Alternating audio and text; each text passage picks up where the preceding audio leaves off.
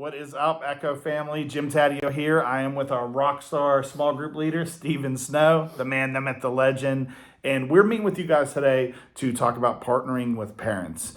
Steve, we've all heard this term many, many times, but what does it mean to you and why is it so important? Yeah, it's just important so that we know our students are cared for. They're connected within our ministry. We talk about how our ministry, you can't get lost in the shuffle, and we want to just make sure that our students know that they're cared for, they're supported, and that they're seen. And so that just means connecting with parents, connecting with them, so that they feel cared for and supported. And why do you think that that's so important, like during the week outside of church? Yeah, because not only do we want to make sure that our students are cared for and supported in the ministry, but outside the walls of this church, that we're going beyond the walls of this church and making sure that it's just not a checkbox, every Saturday, every Sunday, and it's just making sure that we care about what else is going on outside their life so they can expand and grow the kingdom. Yeah, so you kind of mentioned texting. Can you give us just some practical examples of things that you do throughout the week to communicate with parents and students? Yeah.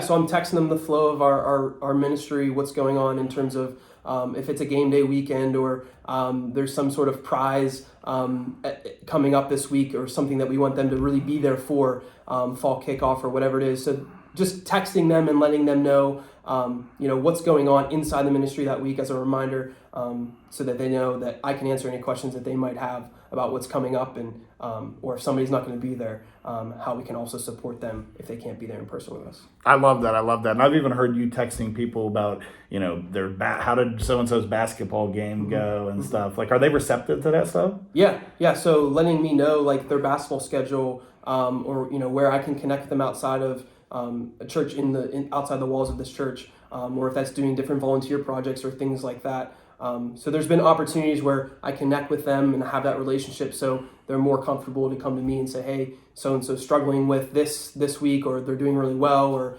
so that way when they're coming into the ministry, I know kind of what to expect that may or may not be going on, and how I can be a support and build that relationship even more. Yeah, that's awesome. And you talk about just like opening doors through that relationship and them being comfortable with sharing stuff with you. I know you have many examples of this, but can you share an example of just how really that's opened the door for you to help a parent with an issue that student's been going through? Yeah, and like I said, it begins with the texting, but then next thing you know, when a parent comes in to pick up their kid after